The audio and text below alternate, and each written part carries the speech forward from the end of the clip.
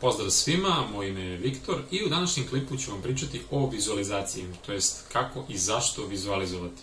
Pa, evo na početku, želim da vam predstavim vizualizaciju kao nešto što ste vi već radili. I iako možda sad ne znate o čemu pričam, ili mislite kako sam ja to već radio, pa radili ste. Kao mali, ili evo uzmimo bolji primer, kada vi posmatrate neko dete ili decu, mogu da se igraju u travi, na primjer u prirodi, u parku nekom, i uzmu dve grančice i sada jedno dete priča: evo, slećemo na mesec, drugi priča: evo, slećem ja, sada izlaze moji astronauti, sada ćemo da ispitamo šta je na mesecu, itd. itd. A oni drže dve grančice. Pa kako je to moguće? Pa zato što maštaju. I vi ste nekad maštali, samo zbog roditelja, zbog sistema, zbog okoline i zbog ovih gore. Jednostavno, prestanete da maštate. Kada izgubite maštu, izgubite sve. Veoma bitna stvar je ta da vizualizacija vama može da pomogne da vi jednostavno vidite da li je neki cilj zaista za vas i da vam pomogne da veoma lakše i veoma brže dođete do toga. Prva stavka kod vizualizacije je ta da uzmete i bukvalno parče papira, napišete vaše ciljeve i pored svakog cilja napišete emocije koje biste osetili kada to ostvarite, kada to imate, kako god. Naravno, kada pišete ciljeve, savjetujem vam da se smirite, opustite, da ne pišete ciljeve bukvalno uletili ste u kuću posle napornog dana itd. itd. Obavite sve svoje fiziološke potrebe, smirite se, izolujete se negdje u sobu ili odete napolju, kako god. Stvarno, posvetite malo vremena svojim ciljevima, malo dublje razmislite o svemu.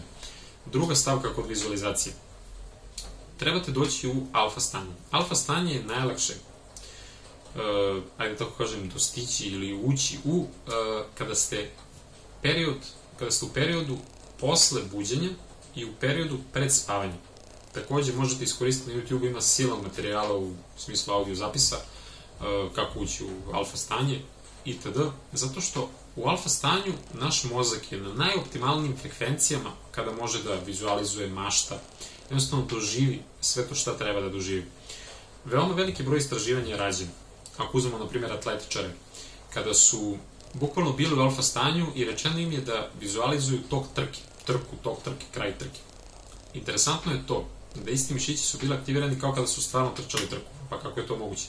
Pa moguće je zato što naš nesvesni um ne pravi razliku da li o nečemu razmišljate ili zaista to radite. Treća stavka kod vizualizacije je ta da kada uđete u alfa stanje, znači već imate ispisane ciljeve i emocije, bukvalno zamišljate. Bukvalno vidite. Ako vam je teško da stvorite sliku nečega, kakav god da vam je cilj, možda vam je lakše da onda uzmete i skinete sliku bukvalno na kompjuteru, onda posle toga ištampate sliku i gledate neko vreme pre nego što krenete da vizualizujete. Naravno, kada vizualizujete, bolje je zbog veće koncentracije da žmurite, ali kako budete napredovali, vidjet ćete da i preko dana možete dok se vozite busom sa otvorenim očima. Samo potrebno je vreme, potrebna je praksa za to, to jest vežba. Kada vizualizujete, potrebno je da uključite, zbog toga je bitno ono što sam vam rekao, da pored cilja napišete emocije, da uključite sve te emocije, ali naravno tu početnu listu gde stoji cilj i emocije potrebno je dopunjavati, zato što kako vreme prolazi vidjet ćete još novih emocija ćete dobijati. Kada vizualizujete, moj savjet da vizualizujete znači krajnji cilj.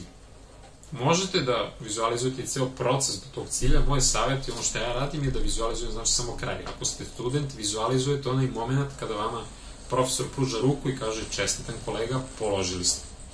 Tada uključujete što više čula. Bukvalno vizualizujete, vidite sliku. Bukvalno osetite stisak ruke ili vi sami stegnete ruku. Osetite stisak ruke kao da vam profesor stiska ruku. Osetite miris amfiteatra tamo gde ste. Bukvalno čujete da vam neki kolega iz možda prvog, drugog reda kaže bravo. Znači, poenta je tada što više čula uključite, da što doživljaj bude realniji. Takođe, vi ćete to naravno vizualizovati iz prvog lica, kao što ja sada vidim svoje ruke, kao što vi sada gledate u monitoru. Takođe, kada završite iz prvog lica, pređite kao osoba X koja gleda to iz publike. Zato što će onda još više detalja vama da se pojave, vaš mozak će još lakše sklopiti sliku, razumete? Veoma je bitno da u toku procesa budete jednostavno prisutni, da ne odlutate, da ne skrene sad vizualizacija negde. Ukoliko skrene, nije problem, ponovite. treba će vam neko vreme i nemojte uopšte da se sekirate ako vam ide teško, ide polako, korak po korak. Znači, svako od nas, to jest svako od najuspešnijih ljudi u bilo kojoj oblasti, je bio tu gde ste vi sad. Znači, nije on mogao da preleti tamo negde. Korak po korak. Moj savjet da vežbate vizualizaciju znači i ujutru i uveče, već sam rekao zbog čega. Naravno, možete i preko dana. Sve zavisi od vas i od vaših obaveza. Ali, jednostavno, trudite se da je praktikujete što češće. Naravno, trebate ju potpuniti stilom života koji to podržava, jer ne možete raditi nešto, a skroz nešto drugo razmišljati, zato što jednostavno nije u toj liniji. Šta je bitno kod vizualizacije je to da jednostavno ojačate nekim afirmacijama, da jednostavno vidite da radite nešto što vas inspiriše, da li da pogledate neki motivacioni video, da li da čujete nešto ili šta god. Jednostavno vidite da bukvalno slažete sliku svog života onakvu kakvu želite da imate ili nekog doživljaja koji želite da iskusite. Vizualizacija je tako jednostavan, a veoma moćan proces i pomoći će vam sigurno. Hvala vam što ste pogledali ovaj video, nadam se da vam se svideo i vidimo se u nekom od narednih klipova.